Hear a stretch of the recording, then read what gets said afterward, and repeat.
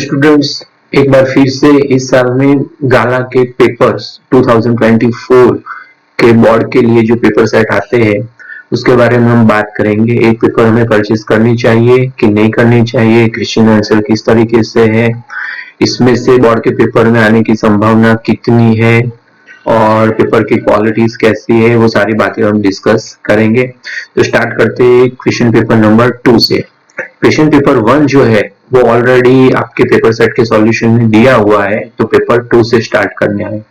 आज सिर्फ हम पेपर 2 पब्लिश कर रहे हैं, आने वाले पेपर 3, 4, 5, 6 सारे रेडी है, मगर जैसे जैसे आपका रिस्पॉन्स मिलता है वो हम पब्लिश करते जाएंगे और हो सकता है ट्राई करेंगे प्रीलिम्स के पहले आपको सारे पेपर्स मिल जाए। मगर इस पेपर में जैसे 500 लाइक्स मिलते हैं तो हम नेक्स्ट पेपर पब्लिश करेंगे आपकी डिमांड पर। और आपको कुछ भी डाउट्स है पेपर्स के रिलेटेड, सॉल्यूशन से रिलेटेड या पेपर्स के बारे में, नीचे कमेंट्स में लिख दीजिए। इसके अलावा नीचे एक गूगल फॉर्म की लिंक भी दी गई है, आप उसमें भी अपने डाउट्स अपलोड कर सकते हो। तो हम मैक्सिमम ट्राई करेंगे जितना हो जल्दी आपको उसका सॉल्यूशन मिले। और भी आपको कोई पेपर चाहिए तो नीचे कमेंट में लिखिए।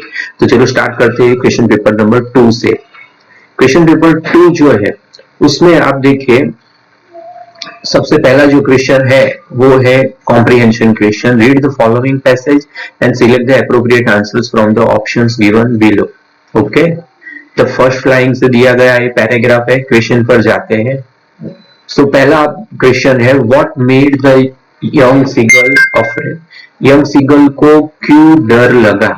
ओके, तो उसका पहला आंसर है to be alone on the ledge. Ledge पर वो अकेला था, ऐसी बात नहीं है। Okay, his brothers and his sisters teased him. उसके भाई और बहन उसे चिढ़ाते थे, ये बात भी नहीं है। लास्ट वाला है, his wings were very weak. उसकी जो विंग्स थे वो बहुत ही छोटी थी, ये भी गलत है।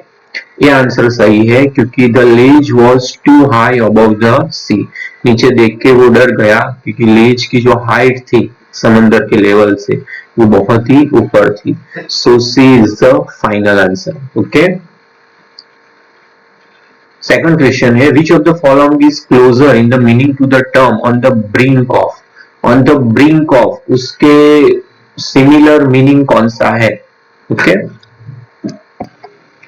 तो इसका सही आंसर आएगा on the verge of. Verge of मतलब एंड पर, ऐसे एंड द एंड ऑफ यहाँ लिखा है, मगर वर्ज उसका परफेक्टली नियर मीनिंग है बॉर्डर।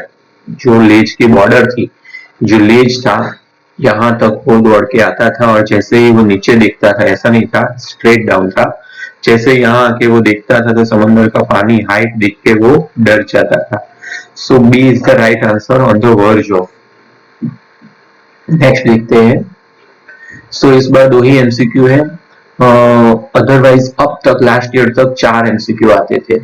ये क्वेश्चन है वो ऐड हो गया है, सप्लीमेंट्री मेन लेसन है आपका कॉम्प्रिहेंशन पैराग्राफ, ये अभी तक आता नहीं था, तो वो देखते हैं।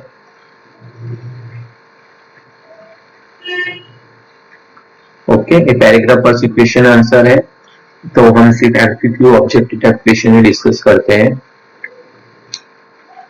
ये जो पहला पैराग्राफ है वो देखते हैं, extra ordinary disaster, humanity, glory, liberty.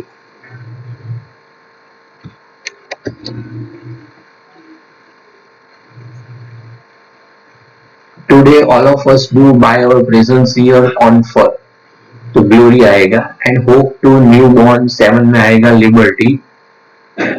उसके बाद out of the experience of an 8 में आएगा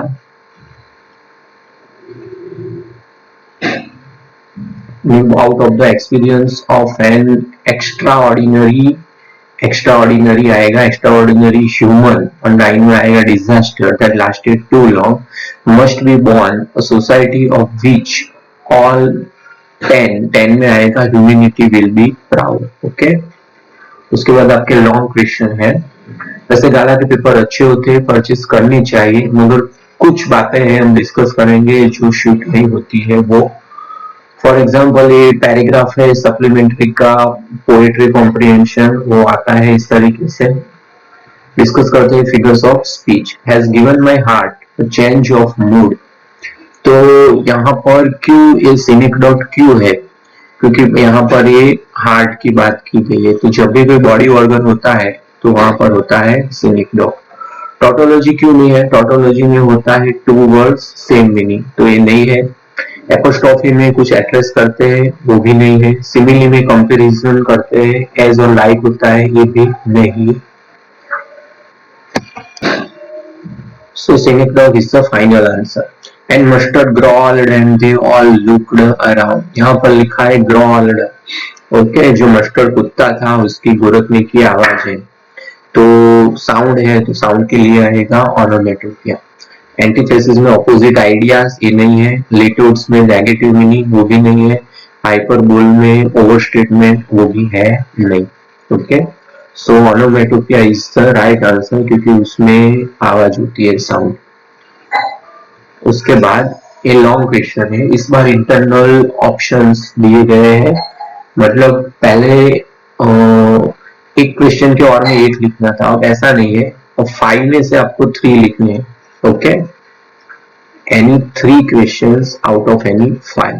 लॉन्ग क्वेश्चन किस तरीके से लिखने हैं ये अच्छी तरह से देख लेना। इंट्रोडक्शन होना चाहिए और आंसर जो पूछा गया उसके सारे पॉइंट्स होने चाहिए, और पॉइंट्स को अंडरलाइन करो। ओके, ऐसे ही अंडरलाइन मत करो, पता है तो अंडरलाइन करो, अगर गप्पे लगाए हैं तो अंडरलाइन मत करो। ओके, फिर ये सप्लीमेंट्री इस बार लॉन्ग क्वेश्चन नहीं है, कॉम्प्रिहेंशन है। ओके, पहले 3 मार्क के क्वेश्चन होंगे, उसके बाद 2 क्वेश्चन होंगे, और वो भी सप्लीमेंट्री कॉम्प्रिहेंशन है। ओके, ये बात थोड़ी सोचने जैसी है, अभी तक बोर्ड के जितने भी पेपर है उसमें से सप्लीमेंट्री में से या आउट ऑफ टेक्स्ट बुक कुछ भी नहीं पूछा गया है। Okay, so we are not doing this error correction. Error correction आपको आएगा सिर्फ फर्स्ट फ्लाइट में से ही। ओके, क्योंकि बोर्ड की हिस्ट्री बताती है कि अभी तक बोर्ड की एग्जाम में सारे एरर करेक्शन फर्स्ट फ्लाइट में से ही आने हैं, सो डोंट वरी। ओके, इसमें से ही आएगा, सो भी नहीं कर रहे हैं। फिर पंक्चुएशन, 4 पंक्चुएशन होगी आपकी, वो टेक्स्ट बुक में से आपको मिल जाएगी। फिर ये conjunction, preposition, article. Marriage gifts are 39 जो है, यहाँ पर ऑलरेडी मैंने नंबर्स लिखे हुए हैं, उसमें आएगा without. The sweet bread known as, इसमें आएगा द बॉल। जस्ट 41 में आएगा एस, और 42 में आएगा पार्टी और फीस्ट। ओके, इस तरीके से इसके आंसर होंगे। ओके, तो ये पेज यहाँ खत्म होता है। साइड में देखते हैं, सबसे इंपोर्टेंट पार्ट आपका आएगा यहाँ पर, वो होगा डायरेक्ट, इनडायरेक्ट, और सबसे डिफिकल्ट वाला जो लेसन है वहीं से पैराग्राफ दिया गया है।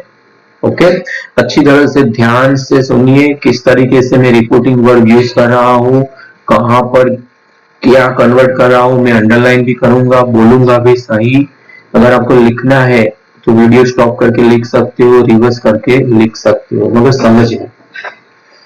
स्पीकर नतालिया है, लिसनर लोमो है। ओके, और रिपोर्टिंग वर्ड में हम लिखेंगे टोल्ड।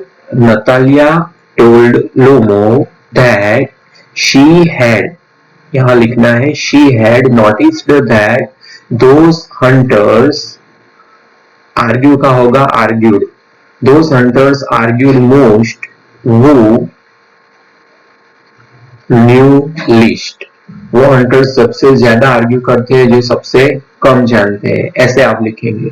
मगर यहाँ पर हमने 2 चेंजेस गलत किए, क्योंकि ये एटर्नल ट्रूथ है जो नतालिया ने बोला ना, जो हंटर सबसे कम जानते हैं वो सबसे ज्यादा आर्ग्यू करते हैं, तो ये चेंज नहीं करना है आपको। इसलिए मैंने पहले बोला कि आप ऐसे ही लिखेंगे, मतलब यहाँ आर्ग्यू क्या आर्ग्यू ही लिखना है और नो का नो लिखना है।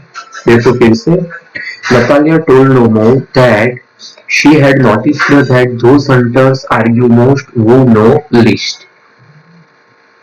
मैडम लिखा है, तो मैडम को हम हटा देंगे, उसकी जगह लिखेंगे और टोल्ड विथ रिस्पेक्ट। और प्लीज लिखा है तो रिक्वेस्ट ऑलरेडी आ गई है, एंड बी साइलेंट, उसे साइलेंट कहने के लिए रिक्वेस्ट की। Lomo showed respect and requested her to be silent. Lomo ने रिस्पेक्ट दिखाई, मैडम के लिए लिखा और उसको साइलेंट लेने के लिए रिक्वेस्ट की। एंड एडेड दैट, यहाँ लिखना है and added that his heart was going to pieces and then they shouted her to shut up. Okay, पूरा पैराग्राफ फिर से बोल रहा हूँ, सुनिए। नहीं, अभी एक डायलॉग बाकी है, वो कर लेते हैं, बाद में देखते हैं पूरा paragraph. Natalia told Lomo that she would not shut up until he acknowledged that Squeezer was 100 times better than his guess. Exclamatory का यहाँ कुछ करना नहीं है, ऐसे ही डायरेक्ट स्पीच में यहाँ पर दिया गया है। देखिए पूरा पैराग्राफ सुनिए फिर से।